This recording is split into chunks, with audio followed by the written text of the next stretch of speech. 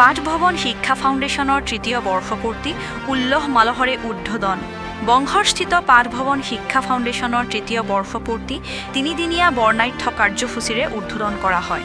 তদুপলক্ষে পুৱা পতাকা উত্তোলন কৰাৰ পিছত বৰেণ্য সংগীত শিল্পী জুবিন গাৰ্গ আৰু সুধাকণ্ঠ ডক্টৰ ভূপেন হাজৰিকাৰ প্ৰতিচ্ছবিত বন্তি প্ৰজ্বলনেৰে শ্ৰদ্ধাঞ্জলি জ্ঞাপন কৰা হয়।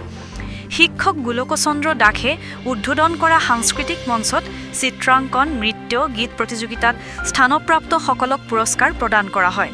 এই অনুষ্ঠানত ছাত্ৰ ছাত্ৰীসকলে নৃত্য গীত পৰিৱেশন কৰি আপ্লুত কৰি তোলে। পাঠভৱন শিক্ষা ফাউণ্ডেশ্যনৰ পৰিচালিকা পূৰবী শৰ্মাই আঁত ধৰা অনুষ্ঠানত অৱসৰী শিক্ষক কমলা কলিতা, ৰমেন ভৰালী, সমাজকৰ্মী সুভাষ চন্দ্ৰ বৈশ্য, প্ৰাণকৃষ্ণ দাস, দীপা সেন গুপ্তাকে ধৰি কেইবাগৰাকীও বিশিষ্ট লোকে অংশগ্ৰহণ কৰে। হাজোৰ পৰা কমলাকান্ত দাসৰ ৰিপৰ্ট, বটদ্ৰৱা লাইভ। 3 বছৰ সম্পূৰ্ণ হ'ল। 2022 চনৰ পৰা আমাৰ এই কাৰ্যসূচী চলি আছিলে। আমাৰ এই অনুষ্ঠানটি আজি যে পৰিচালনা আমি কৰিব পাৰিছো, তো আমাৰ সেইটো মানে বহুত আনন্দ হৈ আছে ভিতৰৰ পৰা। আৰু এইখন আমাৰ central government registered under NGO খন হয়। ইয়াৰ 2টা শাখা আছে।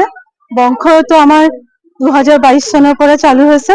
সেই সমান সময়ত আমাৰ ৰাজগড় ৰোডতো এই সেম মানে আমি নামটো অনুসৰণ কৰি কিনে তাতো এখন শাখা চলি আছে। ভৱিষ্যত আমি কৰি আছো যে আমি আৰু অসমৰ বাহিৰতো এইখন স্কুলৰ পৰা আমি বাহিৰতো যাতে মুভ কৰিব পাৰো।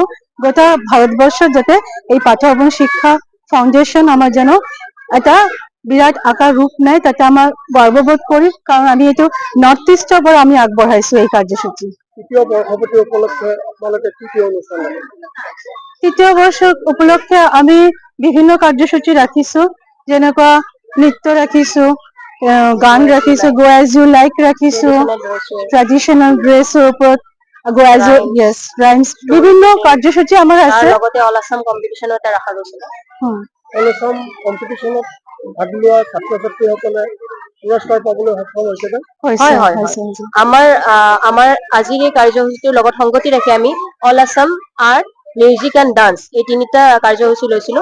16 তাৰিখে আমাৰ আৰ্ট কম্পিটিশনটো হৈছিল। তাৰপিছত আমাৰ যিটো 22 তাৰিখ আছিলে, 22 তাৰিখে আমাৰ সংগীতৰ প্ৰতিযোগিতাখিনি হৈছিলে আৰু 23 তাৰিখে ডান্সৰ প্ৰতিযোগিতাখিনি হৈছিলে।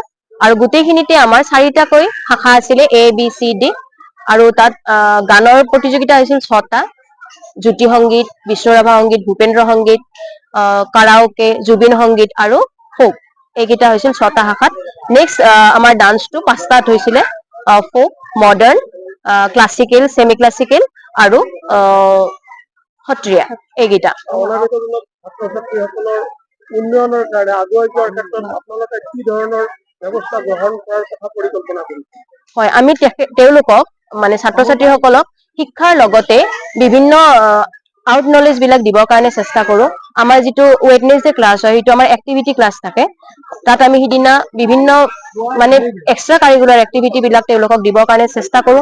কাৰণ আজিৰ যিটো সময়, এই সময়টোত অকল শিক্ষাৰ ক্ষেত্ৰতে আগবাঢ়ি থাকিলে নহব, গোটেইখিনিত একেলগে সমানে আমি আগবাঢ়ি যাব লাগিব। কিয়নো কোনজন ল'ৰা ছোৱালীয়ে সকলোতে অকল শিক্ষাৰে আগবাঢ়ি যাব নোৱাৰে, লগতে বেলেগ বেলেগ বিষয়তো আগবাঢ়ি যাব লাগিব। গতিকে আমি তেওঁলোকক তেনেকুৱা ধৰণে আগবঢ়াই নিবৰ কাৰণে চেষ্টা কৰি আহিছো আৰু আমি ভৱিষ্যতেও 100% দিবৰ কাৰণে চেষ্টা কৰিম। আৰম্ভণিতকৈ এতিয়া ছাত্ৰ ছাত্ৰীসকলৰ সংখ্যা নিশ্চয়কৈ হয়, প্ৰথমতে আমি 6 জনেৰে আৰম্ভ কৰিছিলো, এতিয়া আমাৰ 86 জন, মানে 86 জন ষ্টুডেন্ট হৈছে। আশা কৰিছো ভৱিষ্যতে আৰু আমি আকৌ ডাঙৰ হ'ব পাৰিম আৰু সকলো অভিভাৱকৰ ছাপোৰ্ট থাকিলে নিশ্চয় আগবাঢ়ি যাব পাৰিম। লগতে আমিও তেখেতসকলৰ ল'ৰা ছোৱালী বিলাক আগবঢ়াই নিয়াত নিশ্চয় সহায় কৰিব পাৰিম বুলি আমি ভাবো। পাঠভৱন আমাৰ যিখন অনুষ্ঠান বা শিক্ষক অনুষ্ঠান, এখন খুব ভাল, বা আমাৰ বংশৰত একমাত্ৰ ইংৰাজী মাধ্যমৰ স্কুল এখন শিক্ষা অনুষ্ঠান।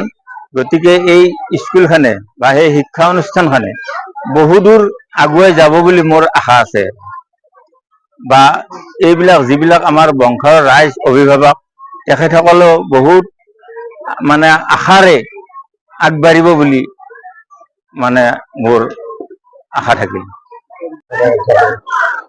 আজি এটা বহুত ভাল অনুষ্ঠান, য'ত শিক্ষাৰ লগত জড়িত আছে শিক্ষা ভৱন ফাউণ্ডেশ্যন যিটো সদবংশৰত একমাত্ৰ ইংৰাজী মাধ্যমৰ বিদ্যালয় আৰম্ভ হৈছে।